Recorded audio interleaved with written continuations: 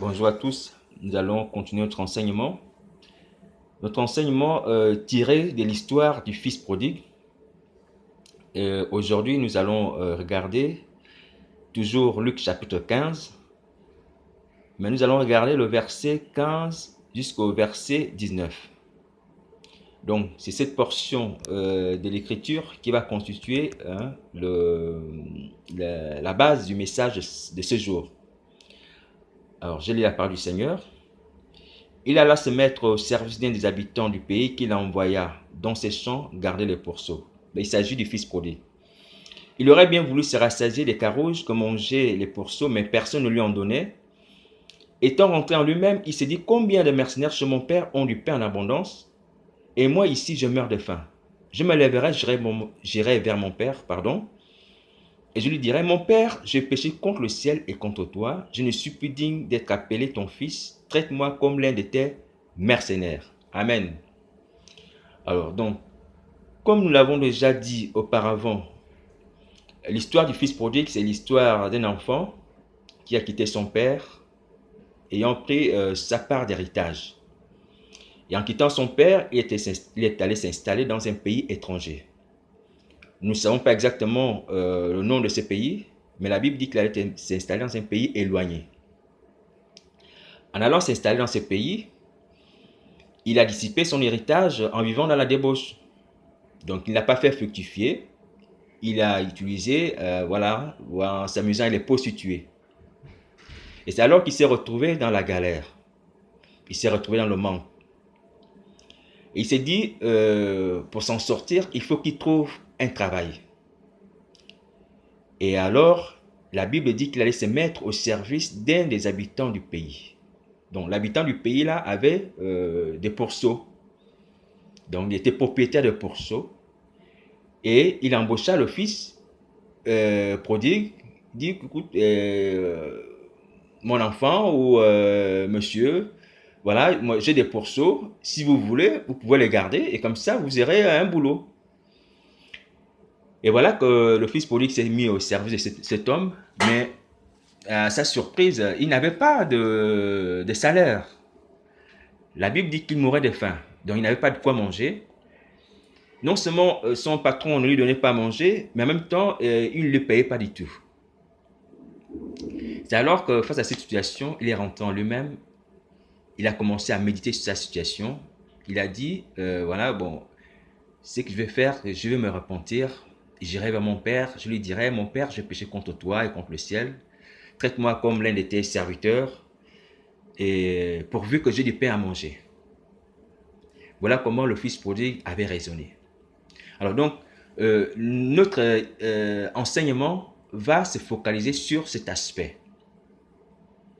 Alors, donc, sur l'aspect essentiellement de la souffrance du fils prodigue.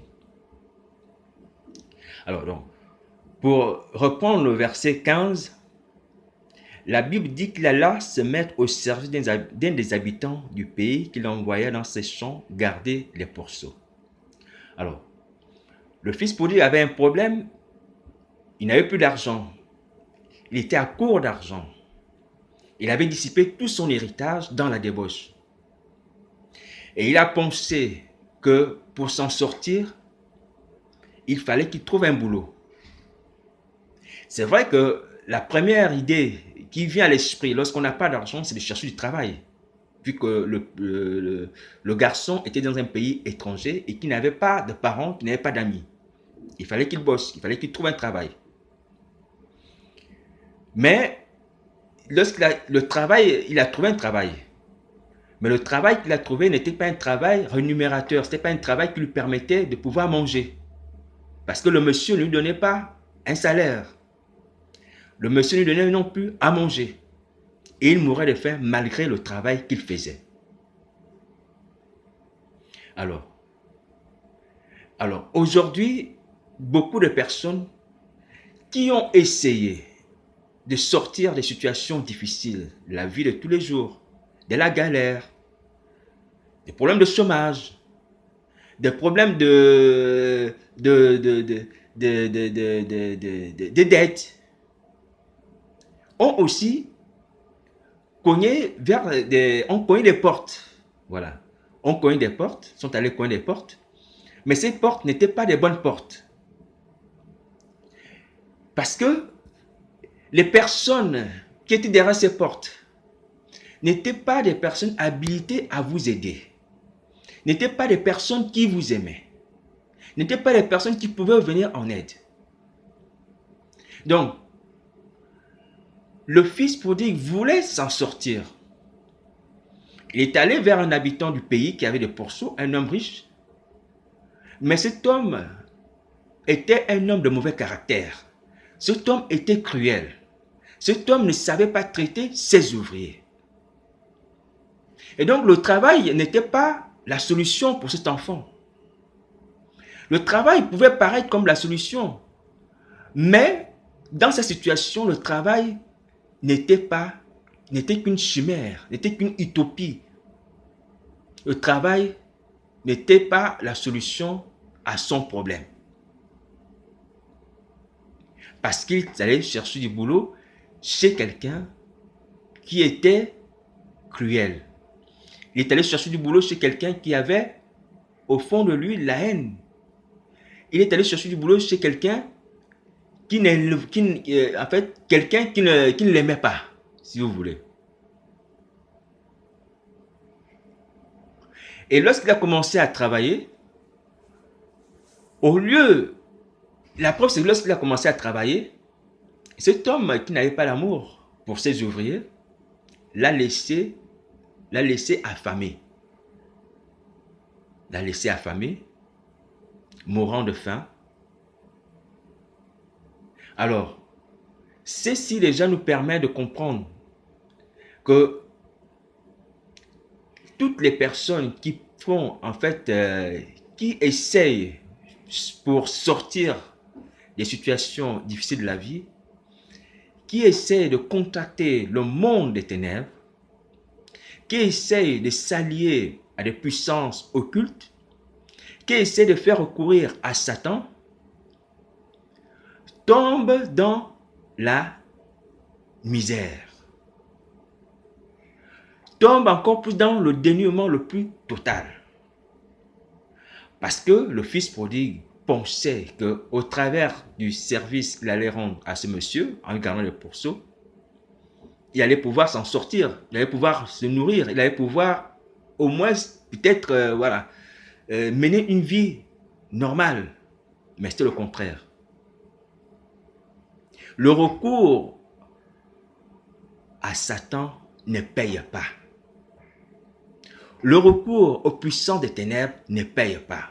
Le recours au marabout ne paye pas. Parce que le monsieur dont on parle ici, le propriétaire des pourceaux, c'est l'image du diable. Et les pourceaux ici symbolisent les cochons.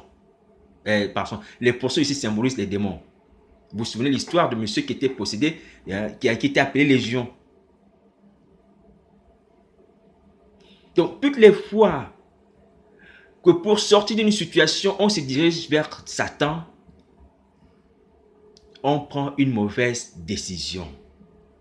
On empire même notre situation. Parce que le diable ne nous aime pas. Le diable n'aime pas l'homme. Le diable n'a pas l'amour pour l'homme. Et quels que soient les services que les hommes qui sont captifs à son service peuvent lui rendre, il ne sera jamais satisfait. Il ne pourra jamais les récompenser. Voilà pourquoi, au travers de cette attitude de cet homme, cet habitant de ces pays lointains qui avait des pourceaux, Dieu veut interpeller les gens qui pratiquent la sorcellerie.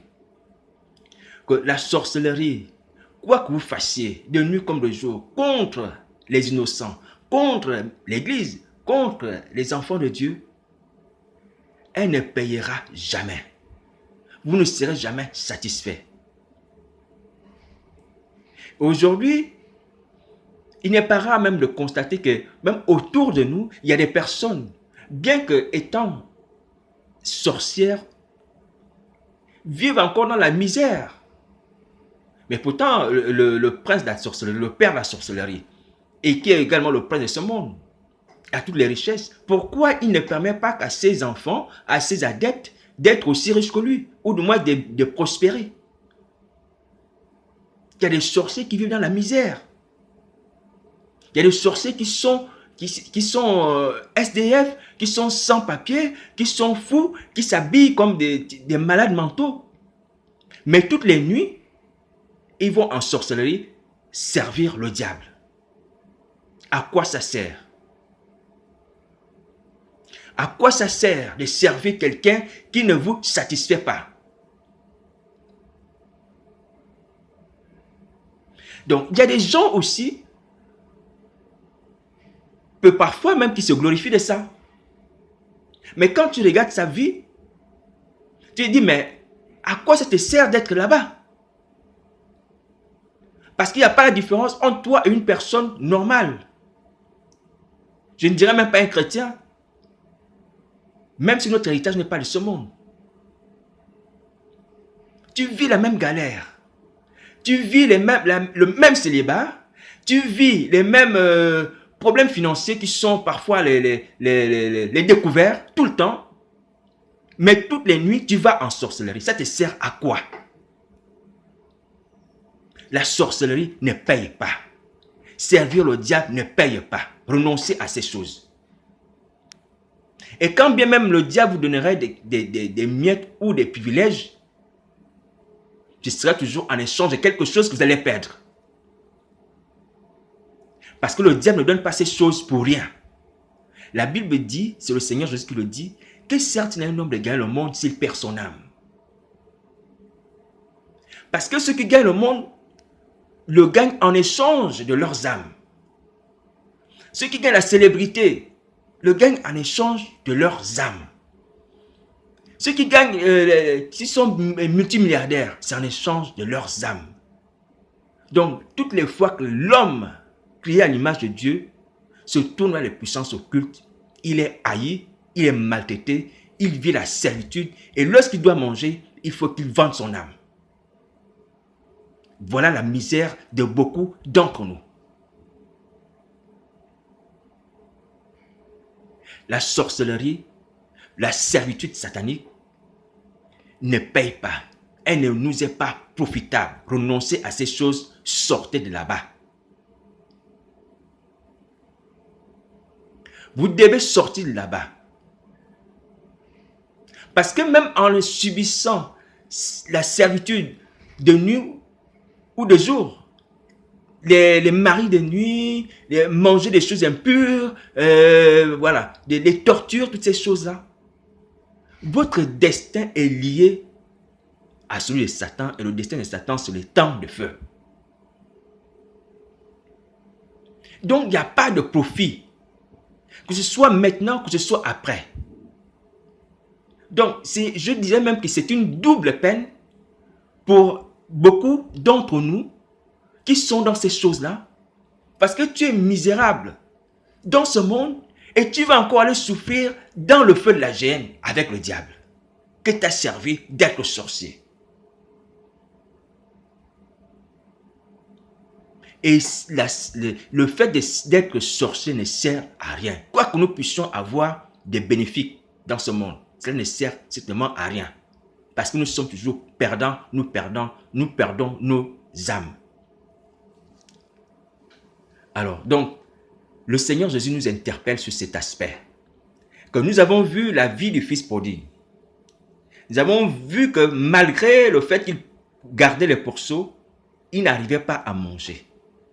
Il n'arrivait pas à s'entretenir. Pire, il était affamé. Et la Bible dit, c'est lui qui le dit, combien de mercenaires chez mon père ont du pain en abondance et moi ici je meurs de faim. Il dit je meurs de faim. Ça veut dire qu'en fait, l'objectif même de Satan, c'est d'amener les gens à mourir. Toutes les personnes qui servent le diable, c'est pour les amener, c'est pour leur ôter la vie à la fin. Le fils mourait de faim. D'autres personnes peuvent mourir de quelque chose. Mais toujours est-il que lorsque quelqu'un sert le diable, il doit mourir avec le diable. Il doit mourir dans son mal. L'objectif n'est pas de nous faire du bien et de nous faire vivre, mais de nous faire mourir. Et je bénis Dieu parce que lorsque le fils prodigue a pris conscience de ça, il a pris conscience de ça parce qu'il était face à un danger. Il allait mourir. Mais avant d'aborder le danger de la mort, en fait, il y avait d'abord une situation qui lui est venue à l'esprit lorsqu'il est rentré à lui-même. C'est le fait qu'il avait compris qu'il y avait, le terme exact, c'est, il y avait un paradoxe. Bon, le paradoxe, je vais définir ça globalement comme quelque chose d'anormal dans la vie d'un être humain qui peut vivre quelque chose de normal. Ça veut dire que, par exemple, le paradoxe, c'est le fait, par exemple, que une maman qui travaille comme garde d'enfants chez d'autres personnes, mais ses enfants sont toujours sales. C'est un paradoxe parce qu'on se dit, mais cette femme, elle sait garder les enfants des autres, elle gagne sa vie avec ça, mais ses enfants sont sales. Donc, c'est un paradoxe. Alors donc, le fils prodigue a pris conscience d'un paradoxe, de quelque chose d'anormal. Et il a refusé ce paradoxe. Ce paradoxe, c'est quoi? C'est qu'il a dit, combien de mercenaires chez mon père ont du pain en abondance et moi ici, je meurs de faim. Donc, le paradoxe était que lui, il est fils, il meurt de faim et les serviteurs, les mercenaires de son père mangent en abondance. Les serviteurs, les mercenaires de son père mangent du pain tous les jours, mais lui qui est le fils de cet homme riche, possédant d'énormes biens, lui, il meurt de faim. Il meurt de faim. Et ça, c'était une situation anormale. Est-ce que vous comprenez un peu ça? Et c'est cette anormalité, ce paradoxe-là, dans lequel Satan essaye de nous enfermer. Satan essaie d'enfermer le chrétien ou l'homme en général dans ce paradoxe-là. Pourquoi? Parce que Christ a tout accompli à la croix de Golgotha. La Bible déclare dans Colossiens 2,14 qu'il a anéanti l'acte des ordonnances nous condamner. Verset 15, il a dépouillé l'autorité de domination. Donc, il a tout accompli à la croix. Donc, l'homme aujourd'hui ne peut plus être soumis à la servitude de Satan, que ce soit de nuit ou de jour. Ce n'est plus possible. Et particulièrement le chrétien qui connaît ces choses. Donc, quelqu'un qui est soumis à la servitude satanique accepte un paradoxe, que Satan qui a été dépouillé puisse encore la servir. Et ça, c'est anormal. Le Seigneur Jésus nous a donné le pouvoir de marcher sur les serpents, les scorpions, sur toute la puissance de l'ennemi. Donc, aujourd'hui, c'est nous qui imposons la volonté de Dieu à Satan. Ce n'est pas le contraire. Satan obéit à nos ordres, ce n'est pas le contraire. Alors donc, lorsque nous obéissons, nous, à Satan, c'est un paradoxe. C'est une situation anormale. Voilà pourquoi il est nécessaire de combattre ce paradoxe. De combattre ce paradoxe parce que ce paradoxe est rentré dans nos mentalités. Dans la mentalité de beaucoup, nous sommes maintenant dans une mentalité d'esclaves. Alors que nous avons été affranchis. Nous nous sommes résignés alors que nous avons la domination. Ces choses que même les patriarches n'avaient pas. Les rois de l'ancien temps, comme David, n'avaient pas. Ils n'avaient pas la croix. Ils n'avaient pas le sacrifice de la croix. Ils n'avaient pas la puissance du nom de Jésus. Ils n'avaient pas la puissance qui est dans le sang de Jésus. Ils n'avaient pas ça. Mais nous avons ces choses et nous sommes encore captifs des démons, nous sommes encore captifs des maris de nuit, nous sommes encore captifs de Satan. C'est un paradoxe. Et voilà pourquoi le fils prodigue qui avait compris ça, que moi je suis fils, je ne peux plus être dans la misère parce que moi qui suis fils, je suis supérieur aux ouvriers de mon père qui mangent. Mais alors donc je dois quitter, aller prendre ce qui m'appartient en tant que fils. Nous sommes co-héritiers avec Christ. Christ nous a affranchis pour la liberté, comme Galates chapitre 5, verset 1. Donc on ne peut plus être sous le joug de la servitude. Ce n'est plus possible. Alors donc, nous devons combattre ce paradoxe. Nous devons le briser. Nous sommes affranchis. Nous sommes affranchis. Nous sommes affranchis. Christ nous a libérés. Donc, ceux qui n'avaient pas encore eu connaissance de la puissance de la croix, je vous invite à lire la puissance de la croix. Je vous invite à lire la puissance du sang de Jésus. Je vous invite à lire les bénéfices, ou du moins à méditer sur les bénéfices de la croix de Jésus-Christ. Peut-être que c'est par ignorance. Mais sachez qu'à la croix, Christ a tout accompli pour que nous soyons libres. Donc, Satan ne peut plus nous retenir. Les maris de nuit ne peuvent plus nous suivre.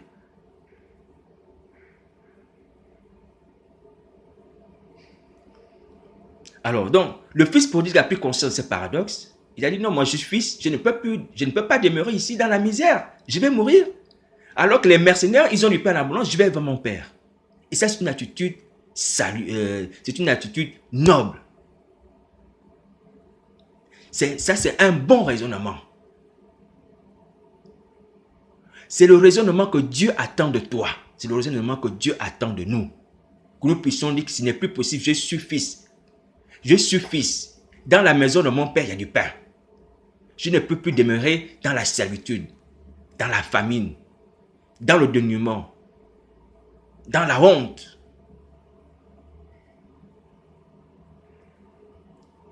Il est temps que nous puissions prendre en conscience que Christ a opéré tout à la croix. Que ce n'est pas Satan à ce démon de dominer sur nous, mais c'est le contraire qui doit s'opérer.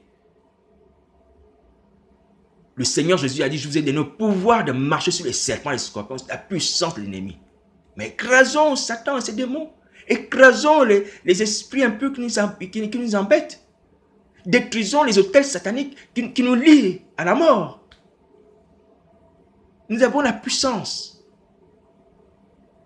Il faut refuser le paradoxe. Il faut combattre ce paradoxe-là. Ce n'est pas normal. Donc, quelqu'un qui meurt sorcier n'est pas quelqu'un, je vais dire même quelqu'un de normal. Sauf s'il n'a pas entendu parler du message de Christ. S'il a entendu parler du message de Christ, ce n'est pas normal. Et lui-même aussi n'est pas normal. Parce que, comme le Seigneur le disait, nous l'a dit souvent, ce qui est important aujourd'hui, ce n'est plus le problème, c'est la solution au problème. Nous avons la solution au problème, la sorcellerie. C'est la croix de Jésus. Donc, nous ne pouvons plus être liés par la sorcellerie. Satan lui-même est conscient qu'il a été dépouillé. Mais rappelons-lui qu'il est dépouillé. Il ne pourra rien faire contre nous. C'est tout ce que le Seigneur Jésus demande de nous. Que nous puissions rappeler à l'ennemi qu'il est dépouillé. Que nous puissions exercer le pouvoir qu'il nous a donné. Que nous puissions mettre à notre profit l'œuvre de la croix. C'est tout ce que le Seigneur Jésus demande de nous.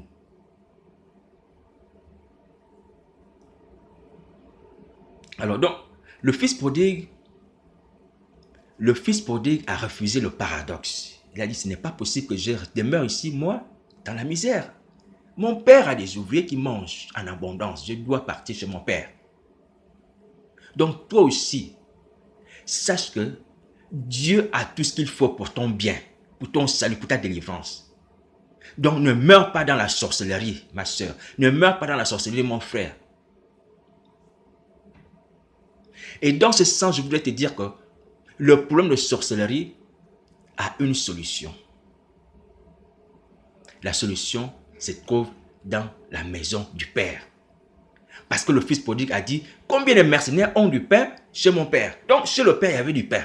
Parce que le problème du fils, c'était le père. Et le père était dans la maison du père. Donc, dans la maison du père, il y a la solution à ton problème. Dieu a la solution à le problème de sorcellerie. Il a tout réglé. Il a dit qu'il est écrit dans la Bible qu'il a tant aimé le monde qu'il a envoyé son fils unique afin qu'il croit en lui ne périsse pas, mais qu'il ait la vie éternelle. Donc, le problème de la mort, le problème de la servitude, le problème du péché, tout a été réglé par le Fils qu'il a envoyé, Jésus-Christ. Donc, la maison du Père est... donc, le Père a pourvu à notre problème. Il a envoyé son Fils. Donc, Jésus-Christ. Voilà pourquoi il est important que nous puissions réclamer dans la prière. Apprenons à prier, à demander les bénéfices de la croix dans la prière, les bénéfices de l'œuvre de Jésus. Il ne s'agit plus de faire des prières pour prier. On prie sur la base de la croix. Qu'est-ce que tu veux dans ta vie? Regarde à la croix. Tu veux la guérison? Regarde la croix. Tu veux la délivrance? Regarde la croix. Tu veux le mariage? Regarde la croix. Tu veux quoi? Le nom, la femme, comment dire ça? La célébrité? Regarde à la croix. Même la célébrité à la croix, frère. La Bible dit que lorsque Pilate écrit le nom Jésus, roi des Juifs, il l'écrit en 3 langues. L'histoire de Jésus est connue aujourd'hui dans plus de 3 langues. Cela veut dire que Pilate a rendu la croix célèbre, a popularisé l'histoire de la croix. Quel est le continent où on ne connaît pas l'histoire de Jésus? Donc, ne nous égarons pas dans des, moi je dis dans des prédications qui ne valent pas la peine. Tout est à la croix. La seule chose, comme le Seigneur l'a dit, qui vaut la peine aujourd'hui, c'est de comprendre que nous avons tout avec la croix de Jésus. Donc, appliquons la croix dans nos vies. Alors, comme le fils prodigue a pris conscience qu'il fallait briser le paradoxe, étant fils, il est allé vers son père. Alors, mais je voudrais dire aussi que le père du fils prodigue, par sa nature, par son caractère, a été aussi un élément déclencheur de la repentance du fils, du retour du fils. Parce que le fils disait, qu'est-ce qu'il a dit de son père? Il a dit, combien de mercenaires du pain en abondance chez mon père? Donc, nous comprenons déjà que le père de cet enfant était quelqu'un de généreux, qui savait traiter ses ouvriers et qui leur donnait du pain en abondance. Ce qui est tout à fait le contraire du propriétaire de pourceau qui affamait ses ouvriers. Donc, le père du fils prodigue était quelqu'un de généreux. Dieu est généreux. Dieu est la source de tout ce que tu peux vouloir. Même la manne, il a fait tomber du ciel. Il a créé la manne spécialement pour Israël. Rien n'est impossible à Dieu. Rien ne lui est impossible. Il est la source de tous les biens que tu peux désirer. Donc, ne meurs pas dans ta situation de sorcellerie parce que tu as d'agréables, tu as de bonnes choses avec le Seigneur. Alors donc le fils avait compris que son père était quelqu'un de généreux, quelqu'un de bon, et ça l'a motivé en plus. Et ça c'est aussi pour dire que nous devons être des pères, des mères de famille généreux, miséricordieux, doux envers nos enfants.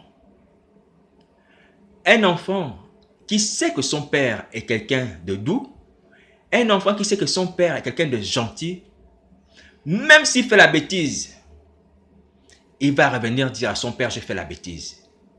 Parce qu'il sait que papa va lui pardonner. Parce qu'il sait que son père est quelqu'un qui accepte, qui est sensible à la repentance. Mais ce qui n'est pas le cas d'un enfant qui a un papa sévère, qui est un papa cruel. Donc, il est important aussi pour ceux qui ont des enfants que nous puissions manifester cette générosité-là. L'amour, la douceur, le pardon. L'enseigner aux enfants.